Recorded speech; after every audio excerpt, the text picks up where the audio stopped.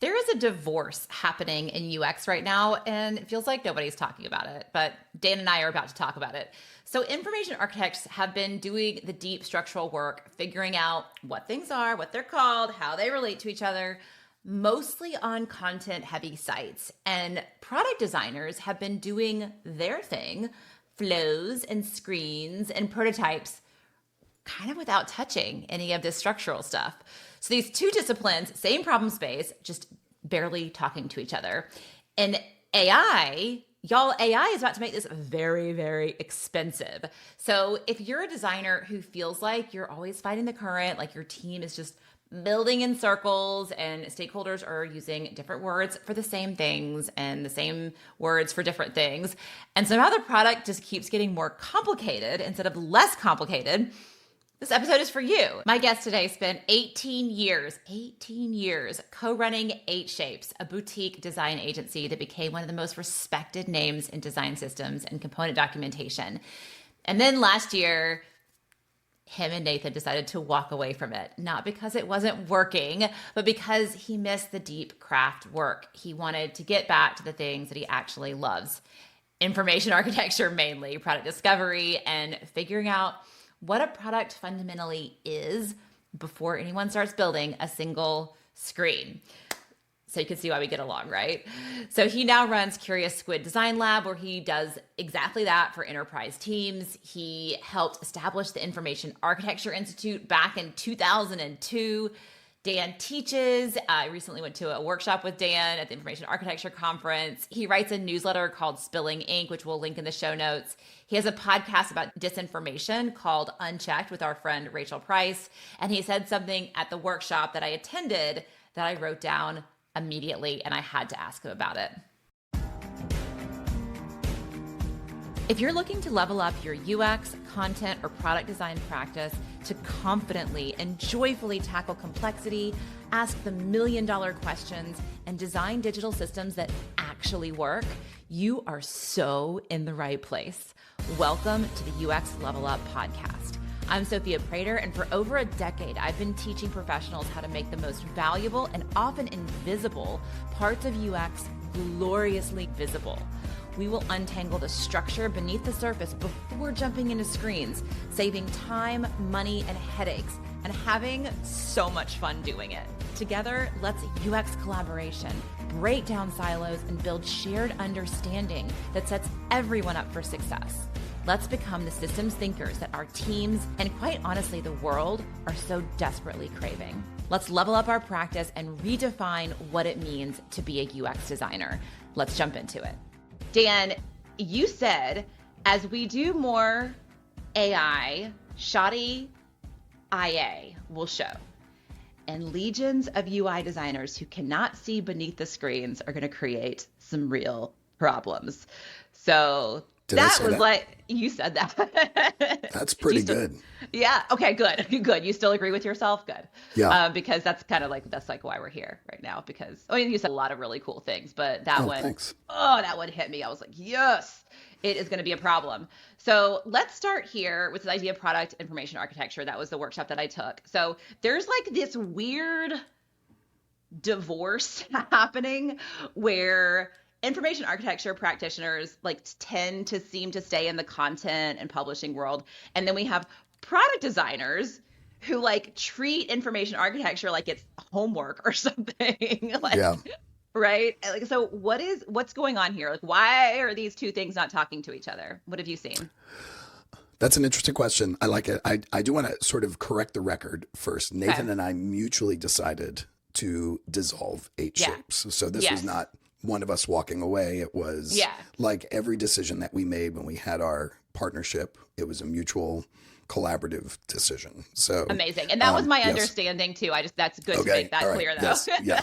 For the wasn't record. Like, I wasn't like, see you, Nathan, I'm out. No, it was months of heartfelt conversations. As it should be. Yes. Yeah, it was, I think he and I would agree that it was, in many ways, the pinnacles of our careers. We had so much fun running that shop, and our partnership was really strong. So, but it was time. It was time to say goodbye. And actually, let's just dive into that before we get into this interesting question about product information architecture. Because sometimes we stay in this world when we have something good going, we tend to maybe even stay on it too long. Like when you were having those conversations with yourself and Nathan, like what made you decide that you needed to start over? Like how did you, just, asking for a friend, how did you know and make that decision that it was time for something new? I think it was true for several years, in fact, but because I felt safe, and I felt safe at Eight Shapes, but the world is changing, and the way he and I wanted to pursue our crafts were changing. Eight Shapes created a structure for us to do what we wanted to do, and we were able to do it for 18 years in that structure. But as the world was changing, as the practice of design was changing, we came to understand that the structure that we had designed within Eight Shapes was no longer supporting our pursuits. And I like this story because it's sort of meta. It's the way I think about information architecture. We design a structure to do one thing, but when it comes time to do something else, many, many, many product teams try and reuse the same structure to do new things. Yeah. And it's like this idea, the quote about like there's the chair, and the chair is in the room, and the room is in the house, and the house is in the city. Right. Ilil Saarinen or Erner Saarinen. And it's like when the context changes, like if we're this person and we're in our context, and Yes. you and a team and a structure can work really well in a context, but the context, if we're thinking like the context has changed Yes, a completely. lot. So much. And so we're going to change, and this idea that like we're going to change in different ways. Like something that Right. worked for 18 years, all of a sudden it's like, oh, things have changed so much. I'm changing in this direction, and you're changing in this direction, and this structure overall doesn't fit in this context anymore. And to be aware I of mean, that. yeah, I mean, it's no accident, I think, that this also happened when he and I are both in our 50s now. And in some ways, we bring that context to the context as well.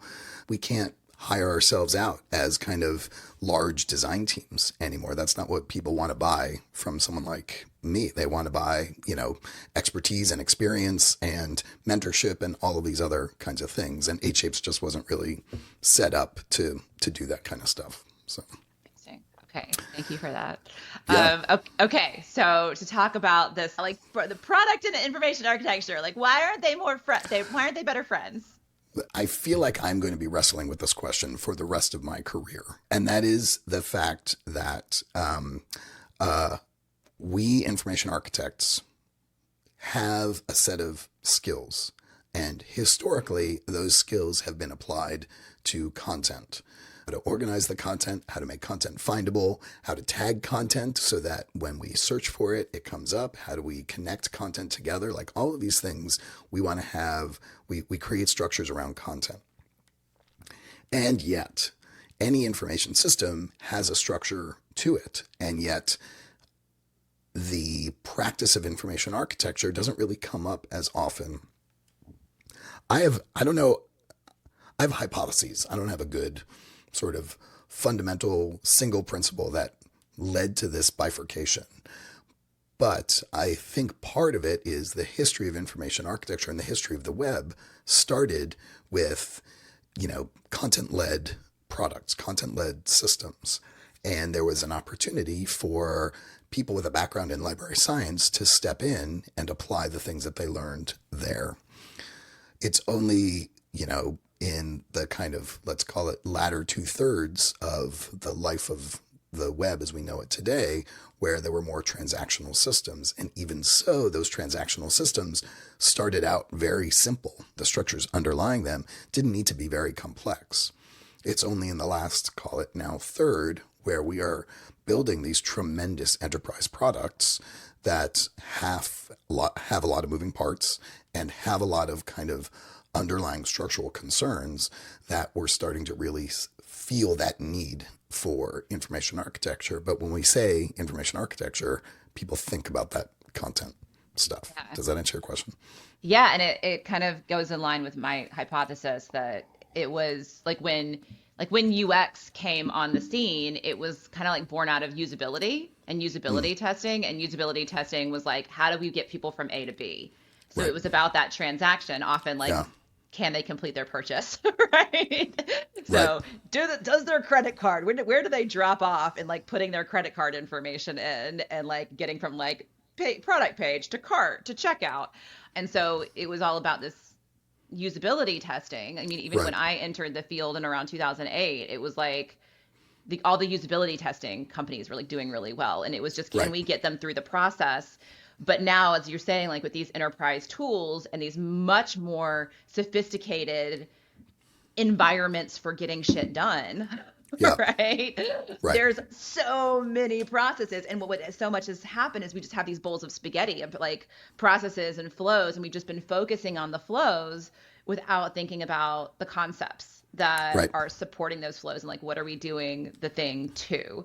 And it just kind of like, we just kind of have been working in parallel without a whole lot of cross-pollination. And I think it's you and me and a handful of other people that are like, we need to talk. I mean, the work gets done. I don't know that it's always called information architecture. And there's also part of me that wonders, should we call it information architecture? But labeling even for an IA, like labeling conversations are complicated here. I think the other thing, as you're talking, it's making me think that the transactional systems that we had designed very much followed a process. And maybe this is what you were getting at. And I feel like that kind of linear metaphor, that linear framing of the structures that we design are not as relevant anymore, because what we're designing are two-dimensional, they're spaces or three-dimensional in which people do work. And so there may be individual processes within those spaces, but really the system that we're creating online, the system that we're designing online is a space in which stuff gets done.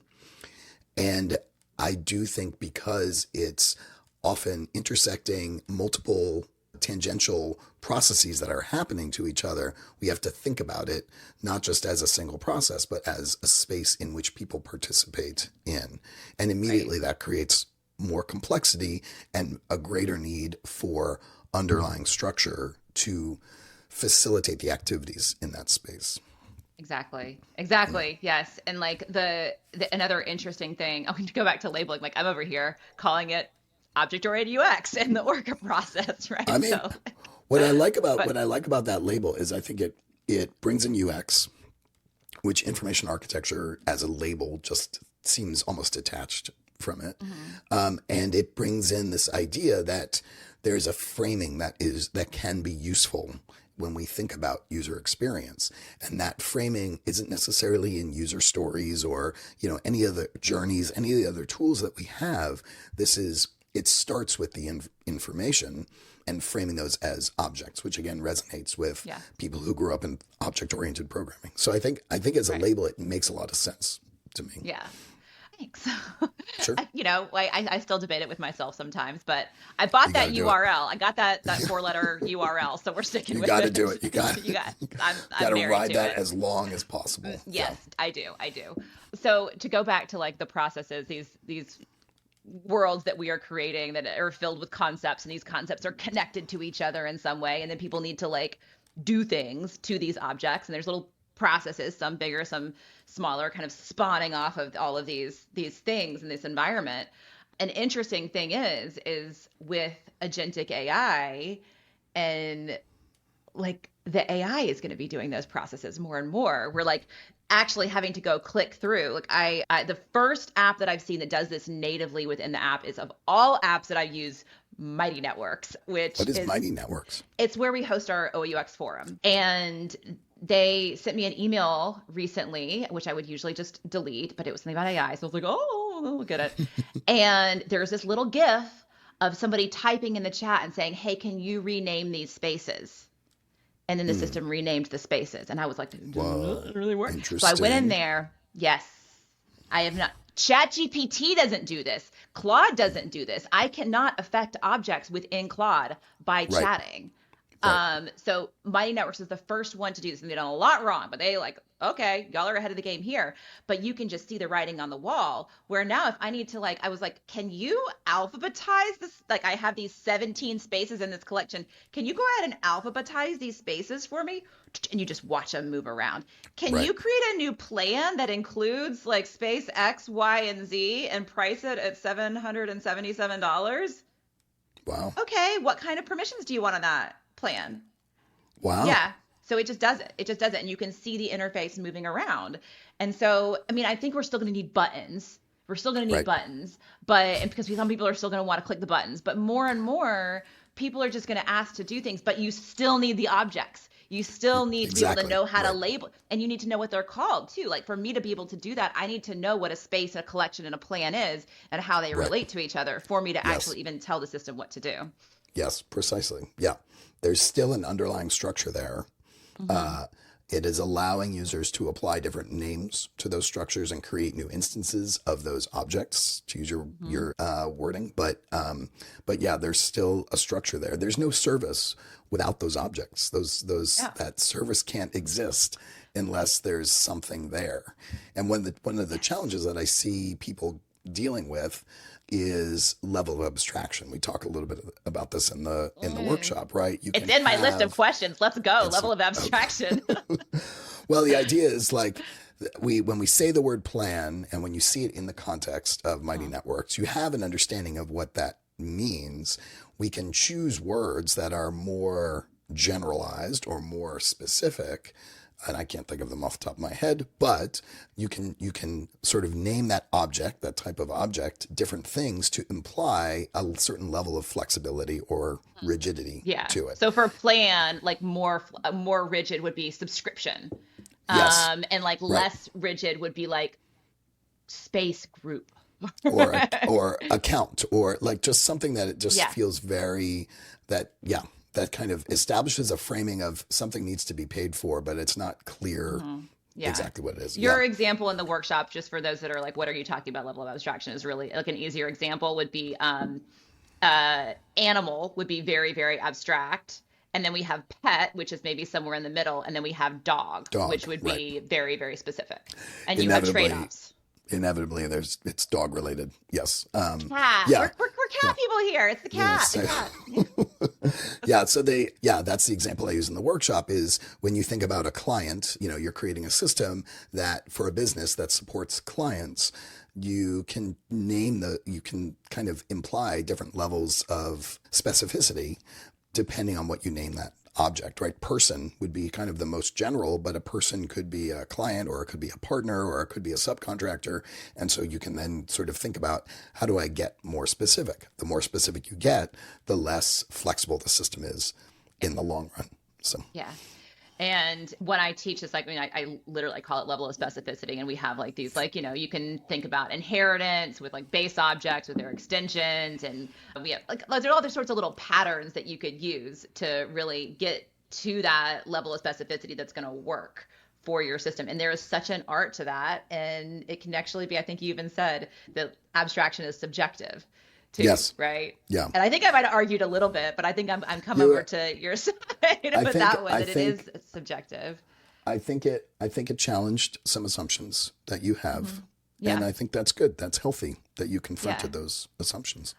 I think that there's a more right and a more wrong answer for a certain, challenge or product that you're working on. Right. Yeah. So if you're in a domain. What makes something more right to you? It's intuitive.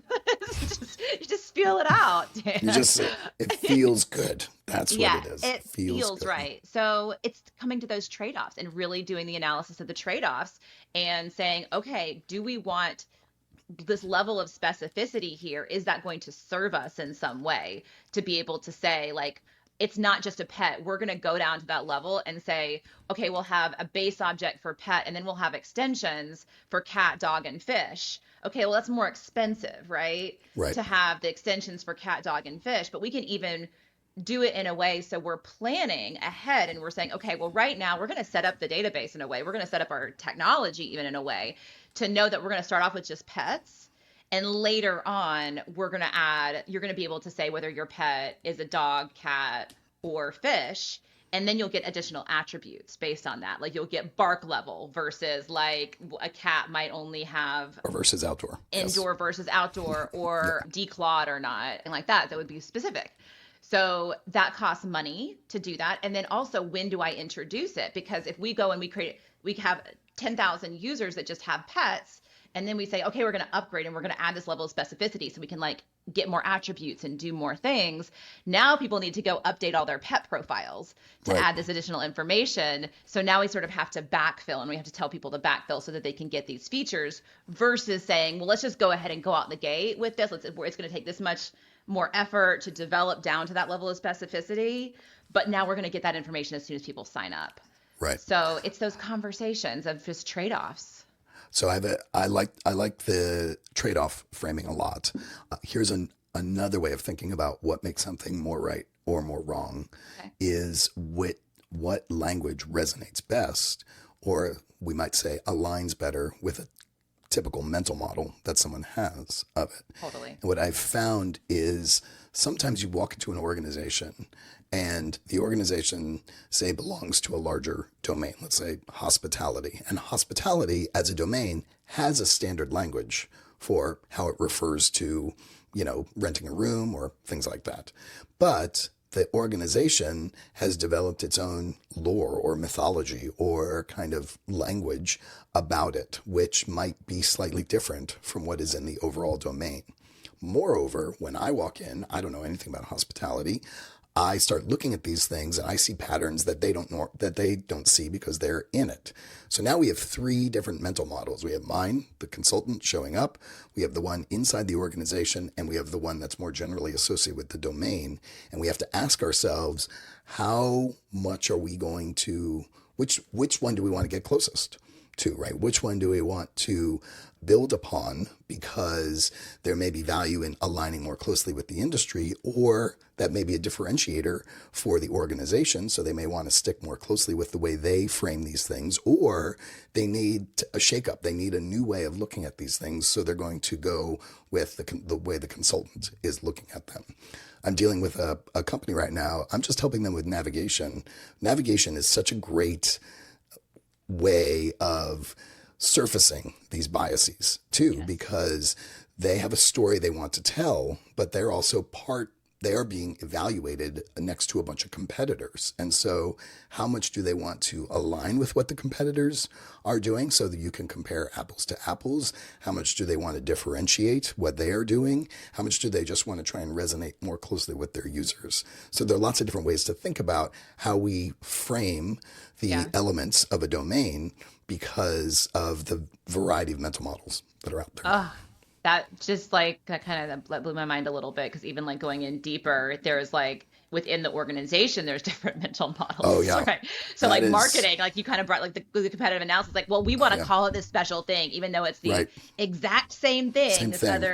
What we want to brand. And I usually tell people to that's not where you want your marketing, is to brand your objects, like labeling your objects, because I had a client and they had something called an augmented line item, and like the augmented line item will like go down in history for me. Like, what is this thing?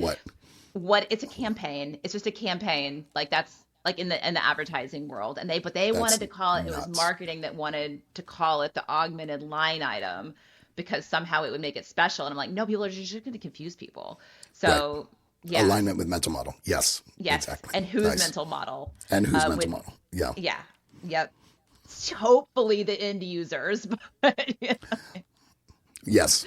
Yeah. Trade-offs. Yes. Okay. So going back to like, in our process, at least the first steps of our process are like carbon copies almost. Like we did what I call noun foraging. That was the first thing we did in the workshop, where we go and we like get the information. We're looking for all the nouns, and then we're starting to connect those nouns.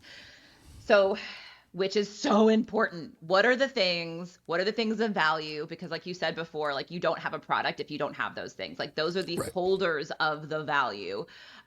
Figuring out what is actually valuable to the people paying money for our thing. How do they define those things? What kind of edges can we put on those things?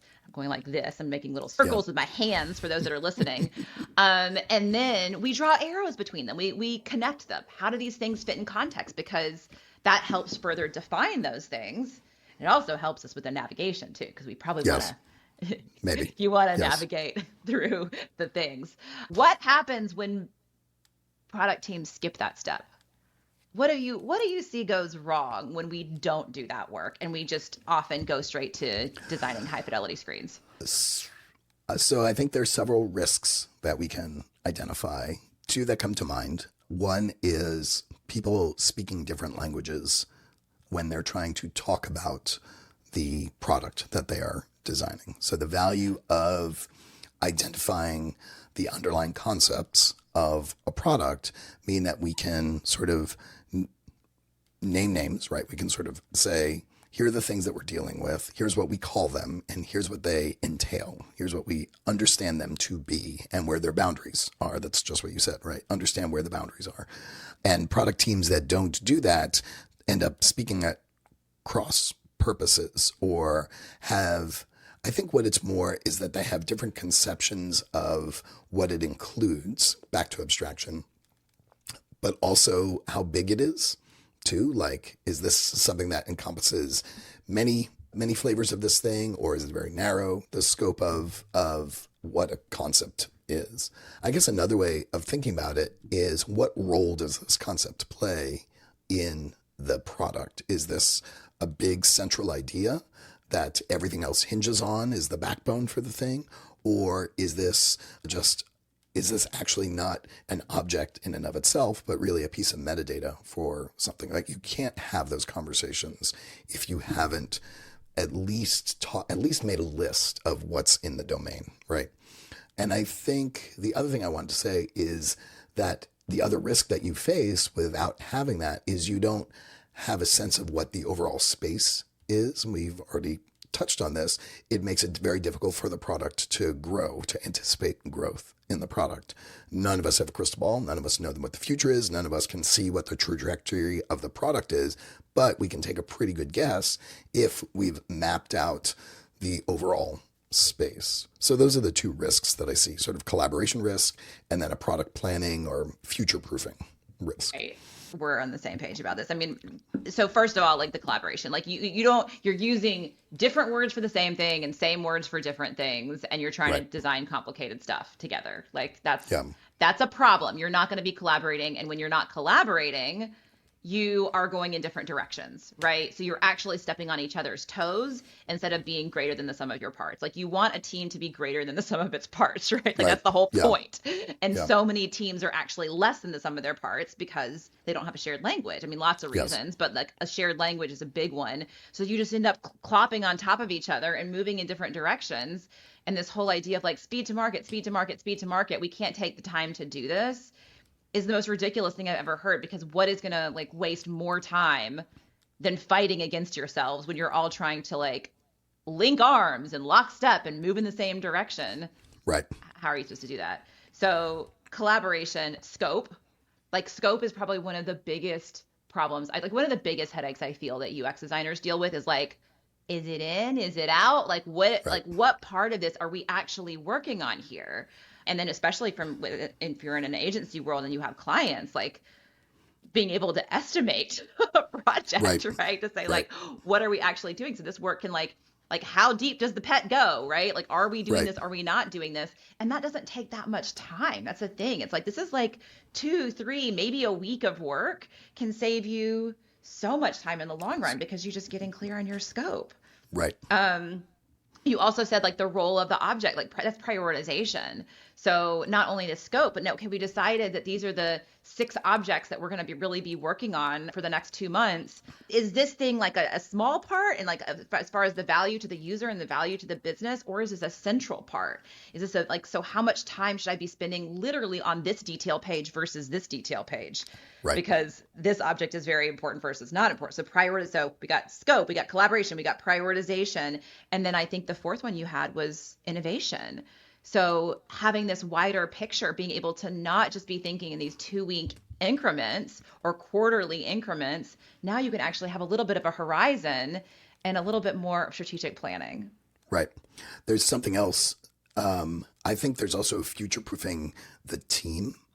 And what I mean by that is methods will change, right? And we've seen this, we're watching this unfold in real time as more designers adopt generative AI to support their processes. There's things that we cannot, or I don't think it's responsible for us to outsource. And this process that you and I are talking about, this method that we're talking about right now, is one of those things. It's a way to become intimately familiar with the domain, to have an opinion about what structures would best support the domain. But you can't do that unless you've gone through this process of really trying to understand all the concepts that make up the elements of the domain. Yeah. And what I mean by future-proofing the team is whatever way we end up producing user experience in the future, whether it's feeding a bunch of prompts into an AI, whether it's, moving rectangles around in Figma, whether it's sketching it on a piece of paper, having that, what we're calling a shared language, that concept model, whatever it is, a deep understanding and appreciation for the information space is crucial to any of those processes. I've been interviewing folks at a client, designers at a client, to try and help them identify sort of how they're going to integrate IA practices. And this is a theme that keeps coming up, is they don't have the time to kind of internalize all the different parts of the space in which they are working. And they're getting a lot more pressure to use tools at the back end of the process, like generative AI, a lot of kind of automated design reviews, things like this. But until they do that work up front, all of that stuff doesn't really help them at all. It just puts more pressure on them.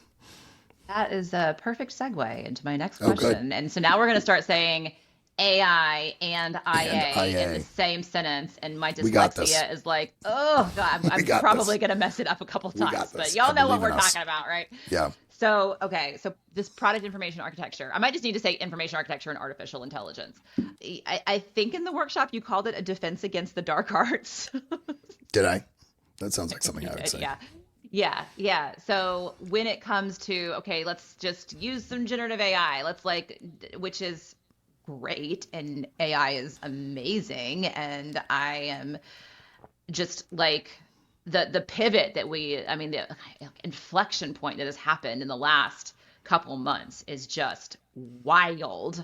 What we are seeing, and what I'm talking about is basically code getting good. Right. So the code was kind of good for like 2020, 23, 2024. You could prompt it and it would write some code for you, but you kind of had to know what it meant, right? You still had to look at that code. And then the end of last year, the end of 2025, with the models doing more reasoning, all of a sudden, the code is that's actually really good code. And you don't necessarily have to look at all the code. Right. You don't have to understand all of the code, which is a crazy inflection point that's happening here. And then also with that being able to, you can create really effective prototypes. You can also create really effective software. So that's the one thing that's happening. And then this other thing that's happening is generative UI. So I'm just throwing a bunch of stuff, right? There's generative UI, there's this. So, okay. So let's just go back to what you were seeing happening with this particular client, that they were saying, okay, we don't have time to do this work. Let's lean on artificial intelligence to solve our problems. But if you haven't done this work, why is that bad? It's not just that. The things that I'm seeing, I get to talk to a lot of people, and I talk to them because I just sit here in my basement doing my client work, sometimes writing an essay, recording podcasts, but I really want to have an understanding of what's going on in teams. And it is a perspective that I don't have a ton of access to. The access that I do have is very limited to the clients that I have. So I like having conversations with folks to kind of hear what's going on. And the thing that I keep hearing is there is a frenzy. There is chaos. Their jobs are not getting easier. So this is not a tool that's made their jobs easier. I think we can look at, do you remember there was, maybe 10 years ago, the Figma versus Sketch battle, right, happening? Yes. And ultimately Figma won because at the time it was probably a better tool and it was anticipating the needs of designers and it was actually making our jobs easier. The stories that I hear about AI are not entirely, not 100%, this is making my job easier. Right. Plus, there's the added pressure of a tool like Figma is really specific for what we do, right? To produce screens. A tool like AI has been sold as being able to do lots of different things. So not only are we being compelled as designers to use it as a design tool, the companies themselves are trying to figure out how do they make use of this tool to create value for their customers. So there's these kind of layers of pressure happening. I guess what I'm getting at is that what I have been doing myself and is working for me is spending as much time with the tool as I need to form an opinion about what it's good for and what it's not good for, because I found it to be not good for a lot of things. And getting my arms around a domain is not one of those things that it's particularly good at, because the inputs to that, first of all, because there are many inputs to that process of noun foraging. In the workshop, I give you a single piece of paper with a description of a pet sitting business. Obviously, in the real world, it would be much more complex than that. Plus, you have to integrate what you know about the organization if you're doing client work as well. But also, I think the earlier in the design process you are doing stuff, the more you need to create knowledge that you internalize, right? You're building a knowledge base to build from. And if you just let AI do that hard work, then you are not internalizing any of that knowledge. And there's been studies that show this kind of stuff. Like if you let AI come up with the answer, you don't own that answer. You don't have it in your soul, so to speak. I don't know if I'm answering your question. No, you are. You are. I mean, things that are on my mind. It's this, so what you were touching on is how I've been saying this is like, you have to decide what you want to outsource, because what we outsource is going to atrophy. And if we are outsourcing our understanding, yes, we will get bad at understanding. Right. And then we will not be able to judge the output of the thing. So if we don't really understand the domain that we're designing for, we haven't built that understanding, we haven't built a shared language to talk to each other, how do we know that what is being outputted is even good? Right. So that was well said. Yes. That becomes, I've been saying it a lot. I've been practiced saying it. It's become a mantra, because I had to realize that myself, where it's like, oh, is this something that I want to be outsourcing? Like, would I outsource this to an assistant? Like if I had an amazing assistant that could do X, Y, Z, like, yes, totally. I don't want to be doing that shit, versus like, oh, like this is my bread and butter. Like I need to be able to look at a thing. I want to be able to understand the thing before I start designing for it. So like, in my opinion, screen design, I'll outsource that shit all day long. Like, I don't want to do that. I don't want to do that, but I want to build the model underneath that. And I also want to build the rules. So if you just give it a prompt, and even if it's a whole PRD, if you give it a whole PRD, it's still going to create things, what I call the 4 horsemen of the internet apocalypse. It's going to create shapeshifters where you have the same object that looks different in different places arbitrarily. Yeah, so you now are creating confusion. It'll do that. It'll look one way on one page and it'll look another way on another page, not because of a state change, not because of a life cycle change, just because it's a different page. Right. Completely arbitrary. So it'll do that because looking at past designs. Right. And it can't internalize a domain model. It doesn't have a concept map in whatever it calls its brain. So. It doesn't really know what objects are.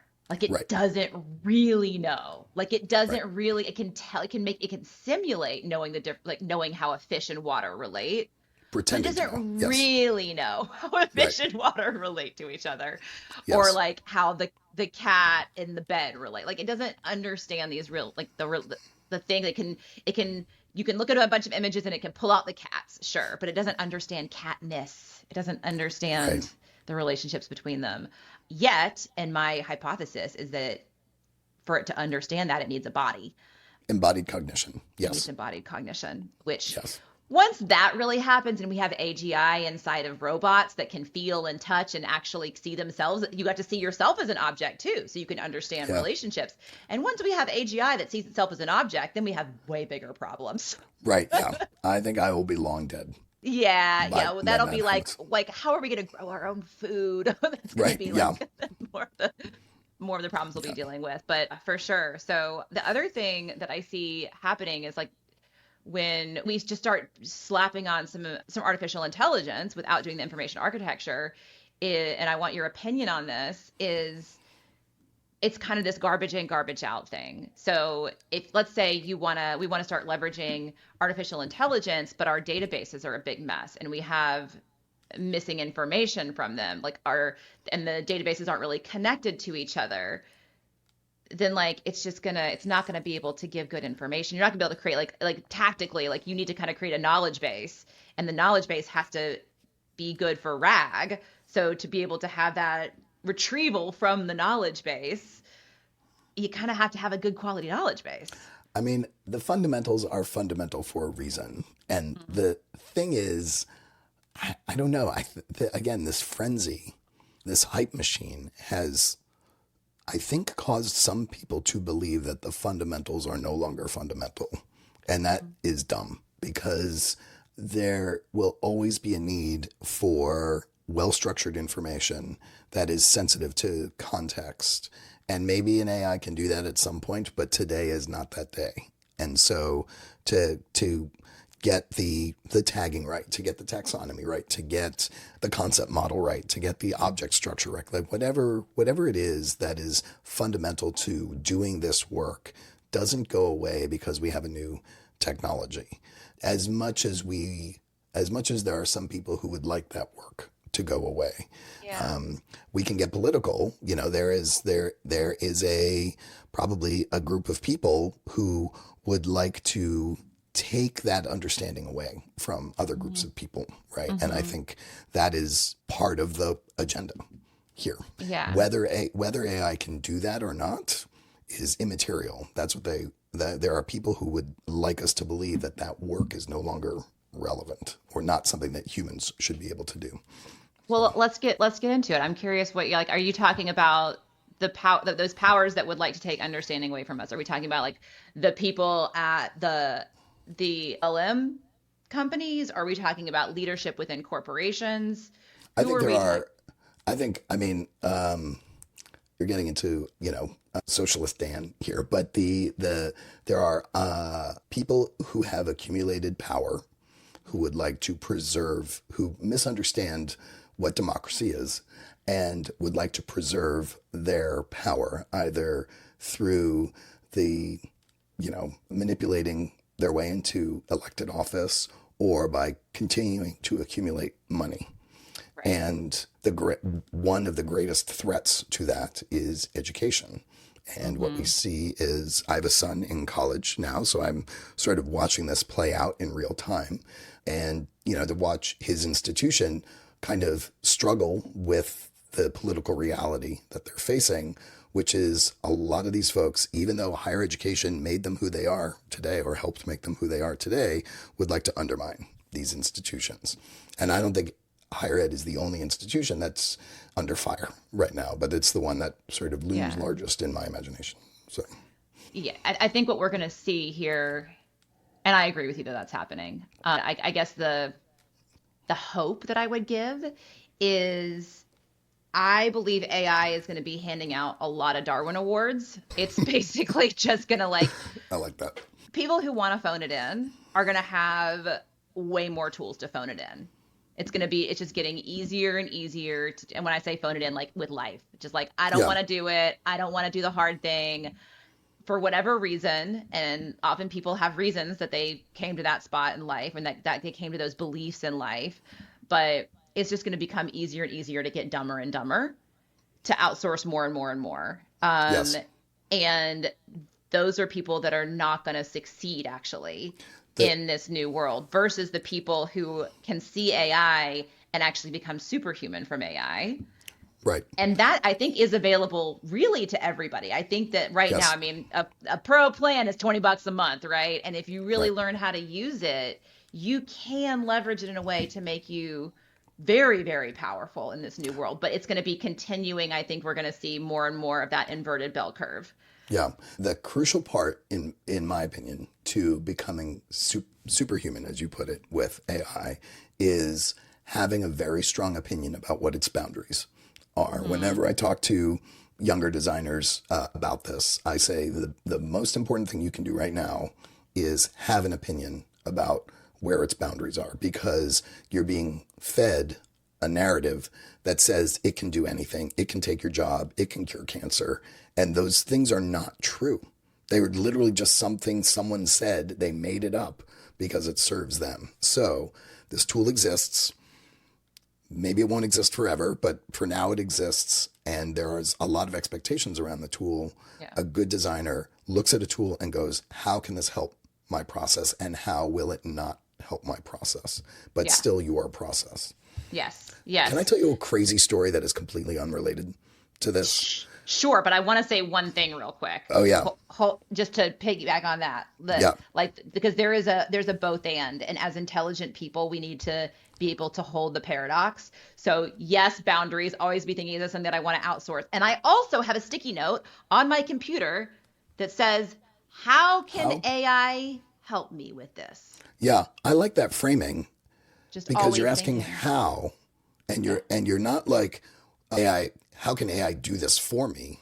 How can AI help me with this? Because there's many answers to that question.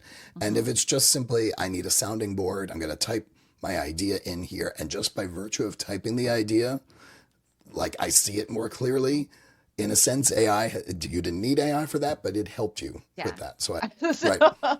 Okay, what's your unrelated story? Well, it's tangentially related. Okay. The best case is when the tool acknowledges its own limitations, right? Oh, yeah, which it doesn't always do. Which it doesn't, the AI definitely doesn't do. And, I'm always drawing a parallel to Figma, or back in my day, I started using Visio, right? Like these were tools with very clear boundaries and no one promised anything more. And the difference that we have today is there's a tool, it's got boundaries, but the people selling the tool are promising so much more. Anyway, a friend of mine is experiencing some medical symptoms and has been chatting up Claude to try and identify what to do about these symptoms. As you do. I don't, but people do that. My friend does that. Okay. and this has been going on for days. And Claude they also use Claude to plan their vacation. So Claude knew they had a vacation coming up. Mm-hmm. And they continue to ping Claude, ask Claude, like sort of relentlessly about these symptoms and what to do about it. And Claude sort of got to the end of its rope and said, you should just go on vacation. You have been asking me these questions a lot, and you need to consult with a health professional, because that is the only way I think you're going to get a satisfying answer. You will not get it. We keep going over the same things again and again. You're not going to get a satisfying answer from me. It's those moments when I hear that, and they shared this, so we saw firsthand that this was the response. That says to me that Claude finally, it took a while, but Claude understood its boundaries and chose, in whatever way it could, whatever way the mechanism works, to say, no, I'm not going to answer this question for you anymore. And my hope, I see that and I think, okay, if I'm a young designer and I go build a concept model for pet sitting business for me, could Claude say, let's do it together so you can internalize it? Like, is there a world in which the AI understands not that its role is to provide an answer, but to help, how it can help the human do the work the best way? Yes. And I think a lot of that, and I'm curious about with your friend, on whether that your friend had given any instructions to Claude at the high level, or it had like realized after a while that like what to do and what not to do for your friend, because that's a big part about it, of like how you use it and how do you give it high level instructions. And that's another thing on like where like the people that do that intentionally Like I've told Claude, hey, if you see me using you Spinning. for over an or if I'm using it for over an hour, please tell me to go step outside for a second. That's great. It hasn't done it yet, though. It doesn't do it, but I'm like, eventually it will learn, and I will. But by virtue of you articulating it, you're self-aware of it, and that takes experience, right? We are like crafting this like. It's hard. The mental model, like I've turned Claude from like a high level, very fancy Google search into a workspace. It is a work environment for me, but it is a work environment that that is like molding to me and like create, and I get to be intentional about what that work environment is. What knowledge do I upload it? How do I create skills? How do I create this environment of projects and skills and knowledge files and instructions so that I can make it so that it can make me into a superhuman instead of making me dumber and dumber and dumber. I like seeing it as a space. I think that's wise. I hear people talking about it as a thought partner or, and I had this realization recently that it's not a thought partner. My last Substack was about how I turned Claude into a laboratory where I could do experiments on information architecture. And that framing like opened my eyes and completely changed how I looked at this thing. So yeah, totally. So just for an example, so if we want a meta example, then I have one more question for you. Let's talk about how I prepared for this podcast. Oh yeah, how did you prepare for this podcast? Okay, well, I have a podcast outliner skill that I've created. That skill I have one for solo episode and a one for an interview episode. That skill is like what now? 7-8 years of podcasting experience baked into that skill, plus me going and saying, okay, be the best podcast, like be an analyzer of podcasts, take my best episodes. What did I do right here? What did I do wrong here? I mean, that skill probably has taken me 15 hours alone just to create that skill. But based on all this experience and based on me also using my researcher mind and saying, okay, what did these podcast professionals do? How do we take this and turn this into a general outline? Okay, so we have the podcast outliner skill that is with it already understands my voice. It already understands it's working with other skills too. Went into Gemini, of course, to do some deep research on you. So deep research on Dan, like that's what Gemini does really, is it'll create like a very academic report. And I was just making sure, like, do I know what I need to know? And how is that going to influence the questions that I'm going to ask? And so then I had that research report that I went to Gemini, pulled that into Claude. So it knows you now. It knows me now. It knows you now. I mean, it already knows you. And then it had an open book. The outliner skill. Then I had all my handwritten notes from our workshop and my journaling from after the workshop. And I'm just like, okay, here's what I want to ask. Here's the things that I'm most interested in. Here's what I'm most curious about. Here's like how the workshop went, make me the podcast outline. And then we went back and forth 2 to 3 times. Like that would have probably taken me before, like I would have probably prepared for this maybe like 7 or 8 hours. I prepared for maybe 45 minutes. Right. And we're having just as good of a conversation. Yeah, it doesn't show. I'm able to like use my past knowledge instead of doing it all manually.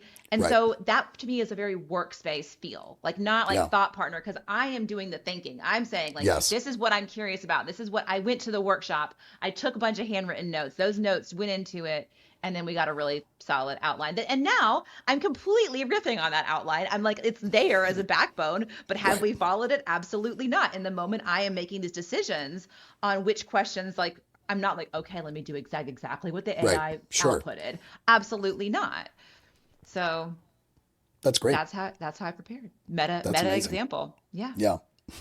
Okay. So last question for you before we wrap up here. So you mentioned, or somebody mentioned, we ended up talking about during the workshop at the Information Architecture Conference. We talked about this systems design loneliness epidemic, like often feeling like you're the only one doing the work. And I see this with my OUXers. They get all excited about it. They learn the Orca process. Then they go into organizations and then people are like, we need screens yesterday. Like, we don't have time to do all of this stuff. And they're this like lone wolf there being like, I see the light. I see how important this is. I see all the mistakes that we're making. Oh my gosh, I can just we're just going to step on all these landmines going forward because we're not doing this work. And it feels really, really lonely out there. I feel like this is a good thing, to flip it, is that there's actually a gap in the market here. What do you feel like, how do you feel about the career opportunities for people who do have this skill, who can see below the screens, even though today it does feel like you go into an organization and it is just like, you're asking too many questions, squash, squash, squash.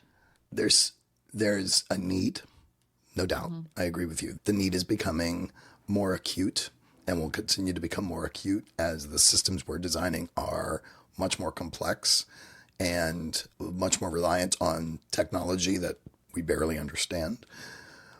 And yet, there is a cultural push for speed.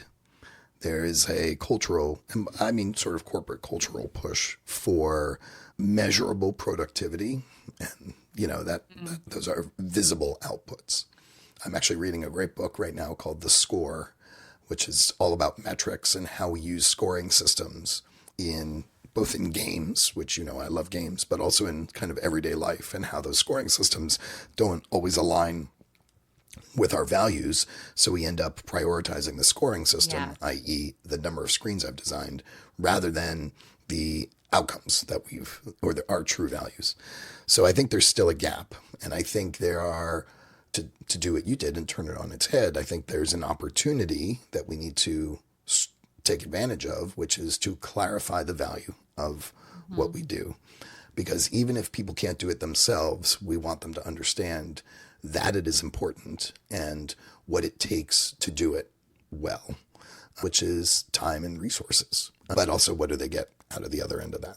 So that's where I'm at with this stuff. And I feel like I have been trying, and I feel like you've been trying, we're trying to get this kind of, and other folks are trying to get the word out as to what is this that we're really talking about and how does it contribute to the design process.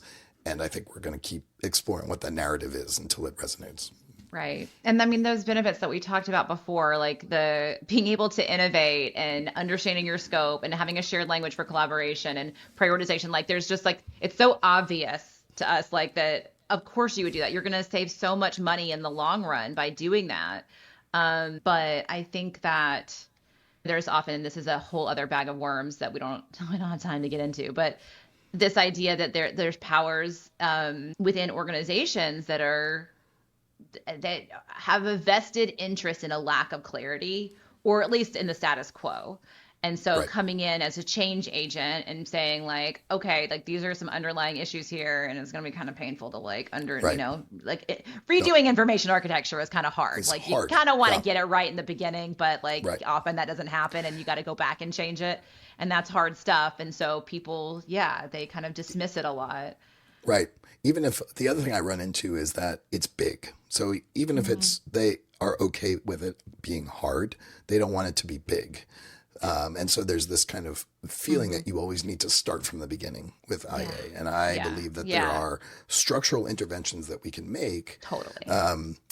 Midway through the process, late in the anywhere in the process, there are structural interventions that we can make. And that's another thing that I think gets lost in this. Yeah. So what I've been saying a lot is let's just do what was called for a while quiet OUXing, just do it for yourself, do it so you can ask better questions, do it alone. Don't ask for permission, just start doing it a little bit where you can, like subversive OUXing or subversive information architecture, do it as a rebellion, right. Go underground and do it, and then just ask the most fighting the patriarchy one object at a time. And let's end it on that note. So here's what Dan and I kept circling back to in 6 different ways. You cannot outsource understanding.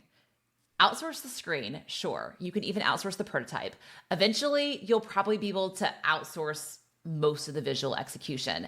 But the part where you actually have to figure out what the product is, what the things are, the things that hold the value, what they're called, how they connect, that part doesn't work if you're not the one actually doing it. Because if you haven't built that understanding yourself, you have no way to evaluate the output. Okay, and that is good news because not many people actually are doing this work. I called it the systems design loneliness epidemic, and I think he's right that it does. It feels lonely, but lonely also means rare, and rare and means valuable. So your micro level up here is next time you're kicking off a new project, or even if you're in the middle of a project, before you open up Figma, make a list of the nouns. Just think about the nouns, think about the things. What are the things in this system? That list is the beginning of this work. Okay, so start there. Happy OUXing. Thank you so much for listening to the UX Level Up podcast. If you want to connect with me, Sophia, please follow me on Instagram at SophiaVUX, or you can find me on LinkedIn, Sophia Prater. I'm pretty easy to find there. Our music was brought to you by Ruby Vell, courtesy of Sugaroo Records. Thanks again for listening.